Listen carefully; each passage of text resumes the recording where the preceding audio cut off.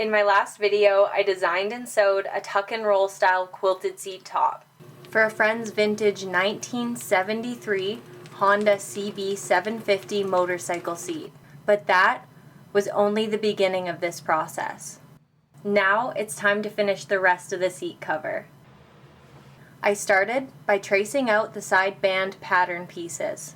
These are based directly off the original seat cover, using it as a reference for both shape and dimensions. Before I go any further, I need to make a correction. In my previous video, I mentioned that I was using cowhide leather. The leather for this project was actually supplied by the friend who owns the motorcycle. And after talking to him, I learned that it's buffalo hide, which is fantastic news. Buffalo leather is generally thicker and more robust than standard cowhide, making it an excellent choice for something like a motorcycle seat. It has exceptional abrasion resistance, a naturally grippy texture, and enough flexibility to stretch over complex shapes without feeling fragile. It absorbs and releases moisture efficiently. This means that it can handle wind, light rain, and temperature shifts with ease. It also tends to age extremely well, developing a rich patina over time rather than simply looking worn out. For a seat that's exposed to sunlight, weather, and constant use, it's a material that's hard to argue with.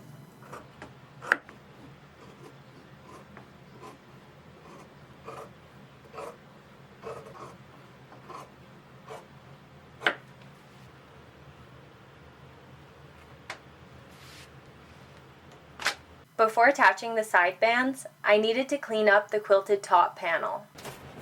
When I originally built the cushion, I left excess batting around the edges, partly to make the quilting process easier. But now that the main panel was finished, that excess material needed to go. By trimming the batting back from the seam allowance, the edges become much less bulky, allowing the seams to sit tighter, flatter, and more consistently once everything is sewn together.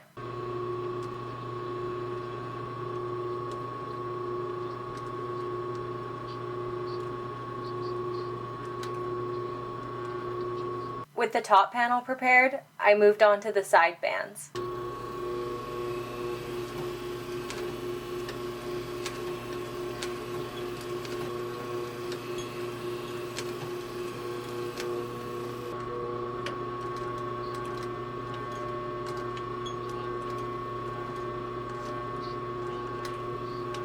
Once the seam was sewn, I flattened it with a hammer.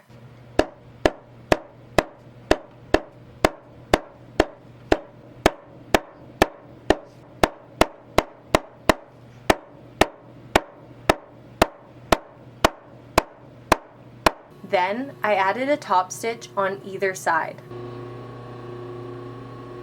The top stitching adds a decorative element, but it also serves a practical purpose. It helps lock the seam allowance in place, reducing bulk and helping the leather sit flatter when the cover is eventually stretched over the foam.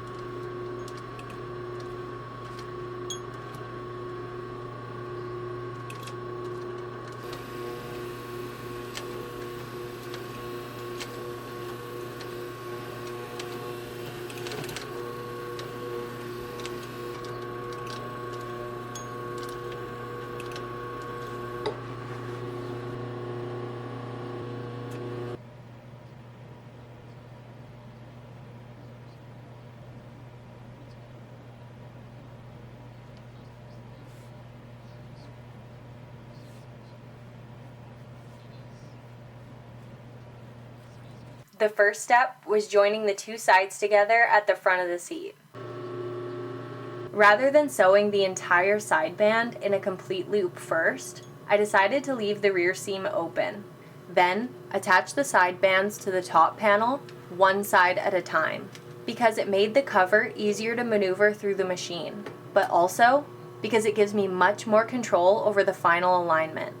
The rear seam is one of the most visible areas on the entire seat, and by leaving it until the end, I could make sure everything remained perfectly centered.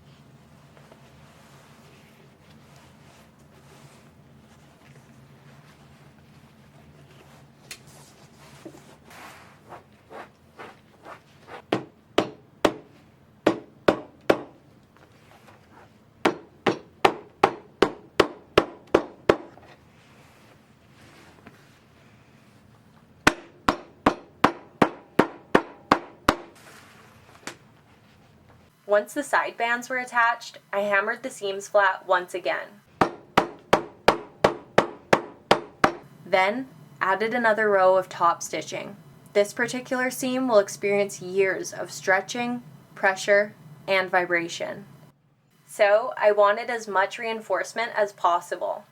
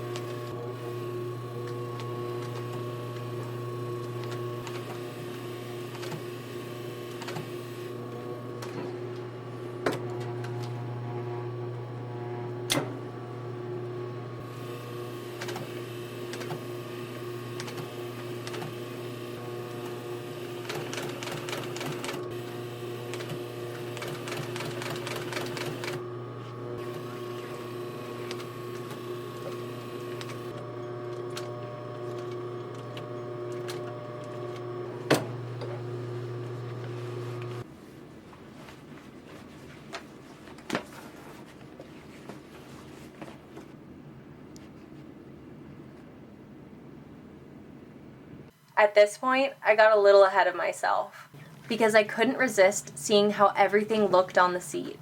So I slipped the cover over the foam for a quick test fit. And honestly, I was really impressed. For the first time, it actually started looking like a finished motorcycle seat. The proportions felt right, the quilting worked exactly the way I had hoped, and the overall shape stayed true to the character of the original bike.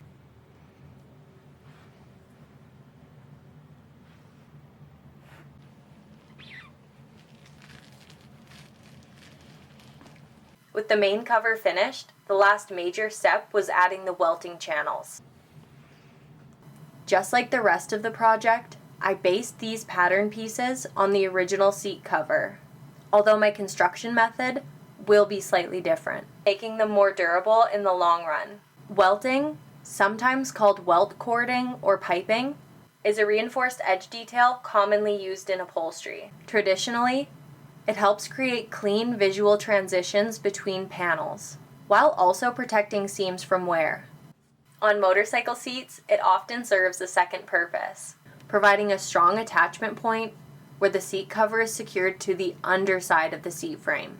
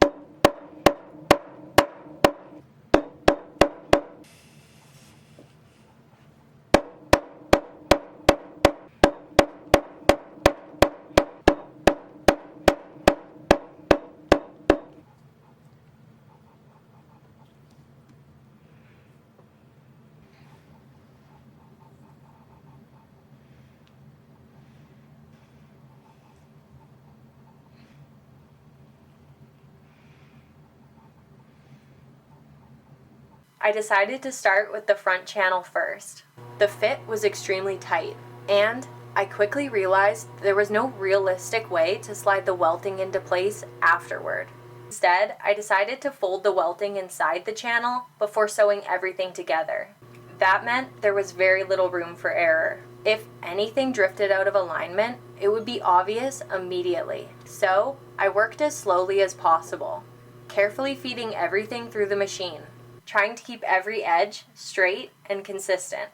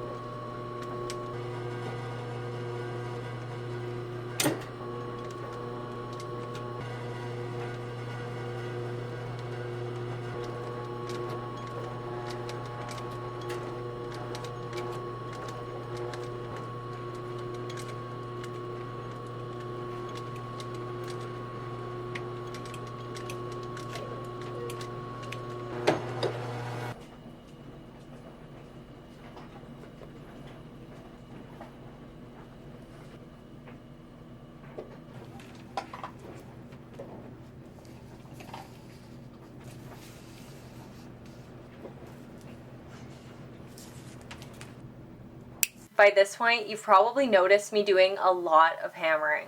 Hammering seams, hammering folds, hammering pretty much everything. Honestly, I couldn't tell you whether this is the proper way to work with leather, but I found it incredibly useful. Whenever I pre-shape a fold or flatten a seam before sewing, the leather seems to develop a sort of memory. It wants to hold that shape. And because of that, the material becomes much easier to guide through my machine. Instead of constantly fighting against it, the leather starts cooperating, which is something I can always appreciate. You can see that process here, as I hammer 2 folds into the side band channels. The reason is simple. I plan on folding the material back onto itself, then securing it with a top stitch. This creates a cleaner edge, but more importantly, it adds another layer of reinforcement onto an area that will experience constant tension.